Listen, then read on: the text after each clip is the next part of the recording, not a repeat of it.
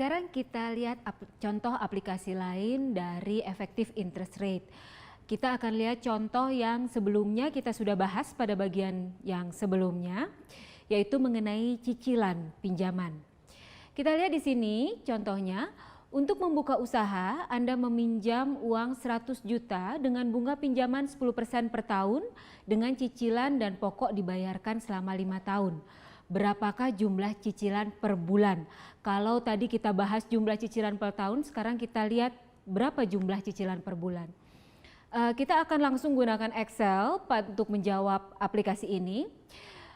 Sebelumnya mungkin kita akan lihat dulu timeline untuk mempermudah visualisasi problem kita. Kita meminjam uang 100 juta per tahun. 100 juta yang kita bayarkan per tahun.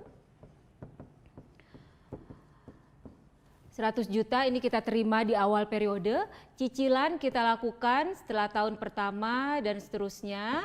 Selama 5 tahun hanya cicilan ini kita bayarkan per bulan. Tentu periodenya kita harus sesuaikan di sini menjadi per bulan. 5 tahun kita buat per bulan menjadi 60 bulan. Dan juga tingkat suku bunganya di sini adalah 10% per tahun, sehingga bunga ini akan kita bagi menjadi per bulan. Sehingga pada saat kita buka, ini fungsi Excel berapa yang harus kita bayarkan per bulan. Kita buka fungsi Excel, ini adalah PMT. Kita masukkan di sini periodenya adalah 5 tahun, 12 bulan per tahun, sehingga periodenya adalah 60.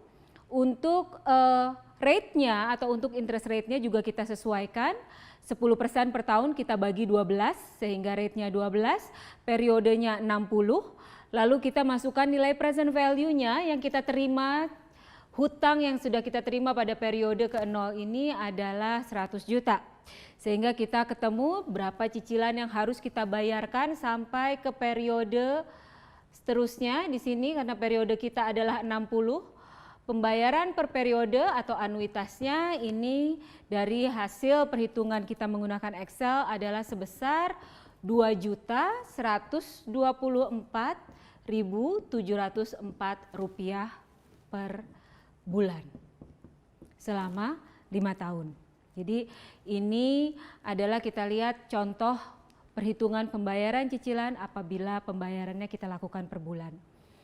Topik selanjutnya ini kita akan membahas mengenai perpetuities atau perpetuitas.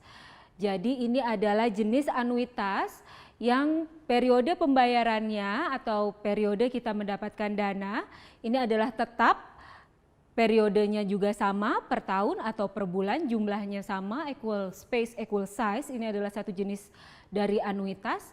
Akan tetapi kalau kita bicara mengenai perpetuitas atau perpetuity, periodenya adalah tidak terhingga. Mungkin contoh kasus aplikasi untuk periode ini adalah kalau misalkan kita berinvestasi saham. Jika kita berinvestasi saham sebagai pemilik perusahaan, kita akan mendapatkan bagian dividen.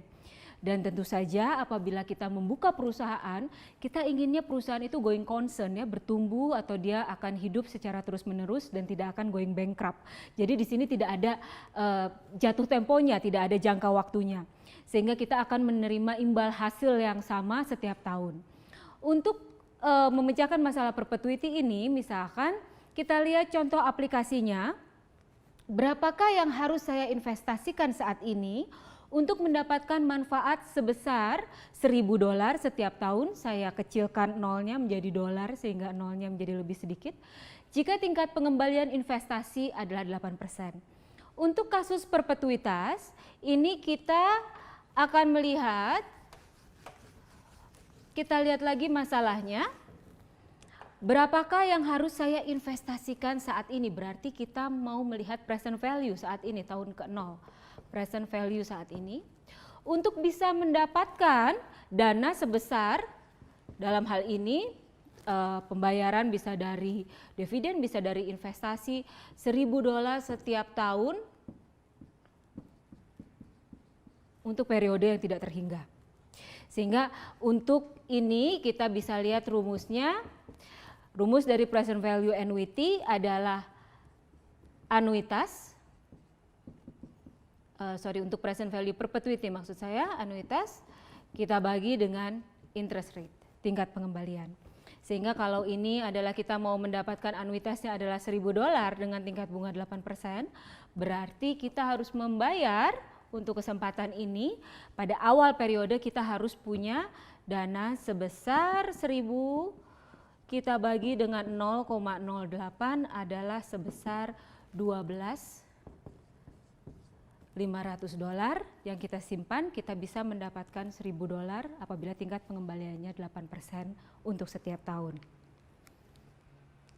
Topik terakhir kita, ini tadi kita sudah membahas single cash flow, arus kas yang muncul sekali dalam beberapa periode, lalu juga kita membahas mengenai anuitas. Anuitas kita membahas mengenai arus kas yang muncul beberapa periode, beberapa kali, akan tetapi equal space, equal size. Bagaimana kalau arus kasnya muncul beberapa periode tapi tidak sama?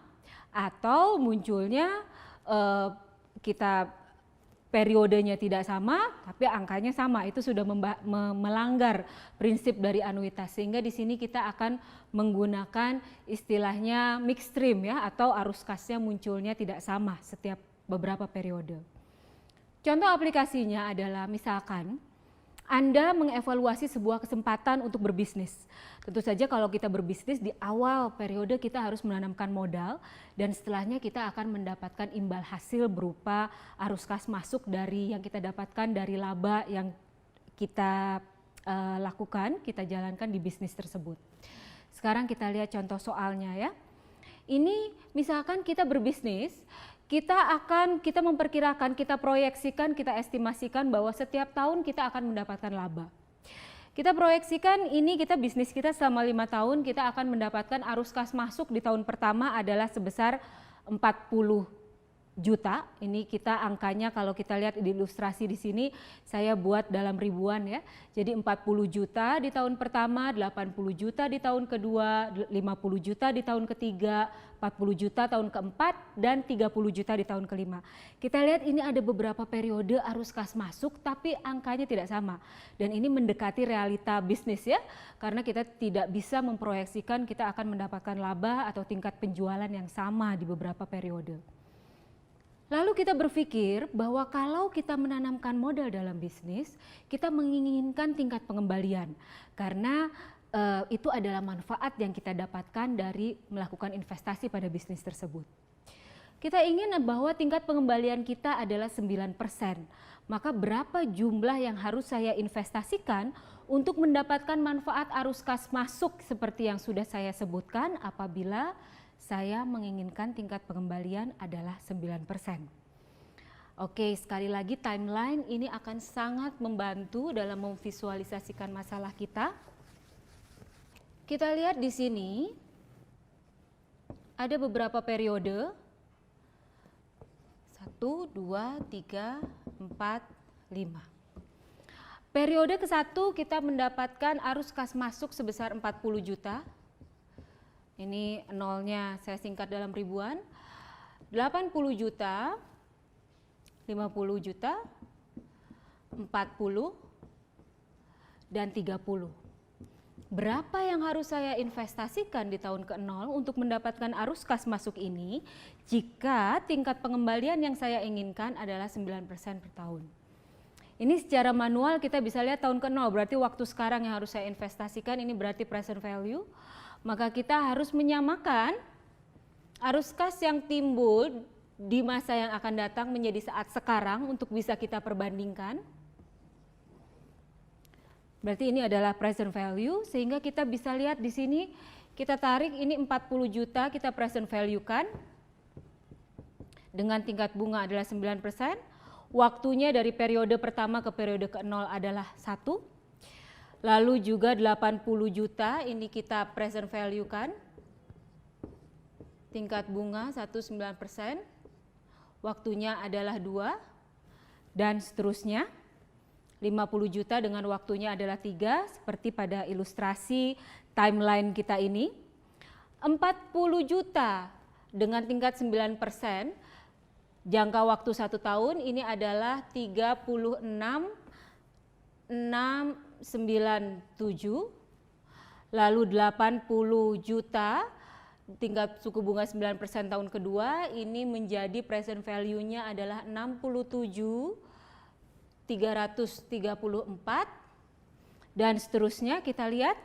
Sehingga kalau kita jumlahkan, kita nggak bisa langsung menjumlahkan 40 juta tambah 80 tambah 50, 40, 30. Kita bandingkan ke tahun pertama karena nilainya akan berbeda dari waktu ke waktu, untuk itu perlu kita samakan.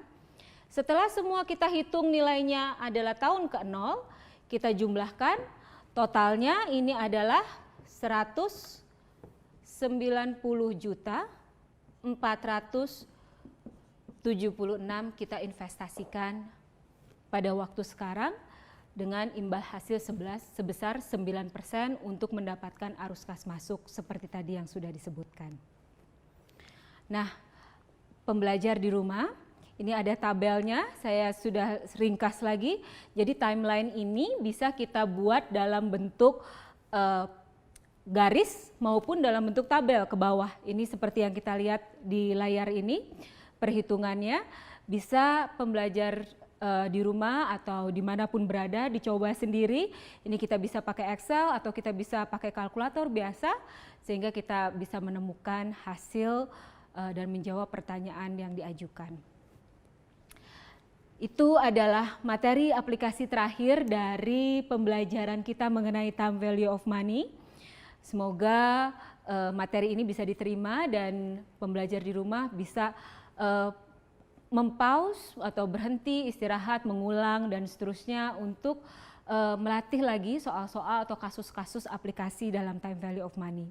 Materi selanjutnya adalah kita akan membahas mengenai resiko dan tingkat pengembalian dalam keputusan manajemen keuangan yang akan disampaikan oleh rekan saya, Ibu Dian Masyita. Terima kasih atas kebersamaannya. Wassalamualaikum warahmatullahi wabarakatuh.